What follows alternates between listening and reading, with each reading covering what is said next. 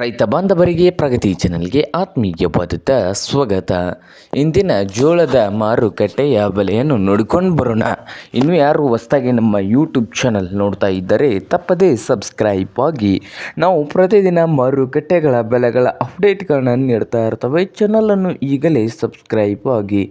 ಇಂದು ಜೋಳದ ಮಾರುಕಟ್ಟೆಯ ಬೆಲೆಯನ್ನು ನೋಡ್ಕೊಂಡು ಬರೋಣ ಬನ್ನಿ. ಇಂದು ಹುಬ್ಬಳ್ಳಿಯಲ್ಲಿ ಒಂದು ಕ್ವಿಂಟಲ್ಗೆ ಹೈಬ್ರಿಡ್ ಜೋಳದ ರೇಟ್ ನೋಡುವುದಾದರೆ 2,000ದಿಂದ 3,600 ರೂಪಾಯಿವರೆಗೆ ರೇಟನ್ನು ಹೊಂದಿದೆ. 2,000ದಿಂದ 3,600 ರೂಪಾಯಿವರೆಗೆ ಒಂದು ಕ್ವಿಂಟಲ್ಗೆ ಹೈಬ್ರಿಡ್ ಜೋಳದ ಬೆಲೆ ಹುಬ್ಬಳ್ಳಿಯಲ್ಲಿ ಹೊಂದಿದೆ. ಹಾಗೆ ರಾಯಚೂರದಲ್ಲಿ ನೋಡೋದಾದರೆ 3,800ದಿಂದ 4,000 ರೂಪಾಯಿವರೆಗೆ ಒಂದು ಕ್ವಿಂಟಲ್ ಜೋಳದ ಬೆಲೆಯನ್ನು ಹೊಂದಿದೆ ನೋಡಿ ರೈತರೇ. ಹಾಗೆ ವಿಜಯಪುರದಲ್ಲಿ ನೋಡೋದಾದರೆ 3,000ದಿಂದ 4,000 ರೂಪಾಯಿವರೆಗೆ 3,000ದಿಂದ 4,000 ರೂಪಾಯಿವರೆಗೆ ವಿಜಯಪುರದಲ್ಲಿ ಒಂದು ಕ್ವಿಂಟಲ್ ಜೋಳದ ಬೆಲೆಯನ್ನು ಹೊಂದಿದೆ ನೋಡಿ ರೈತರೇ.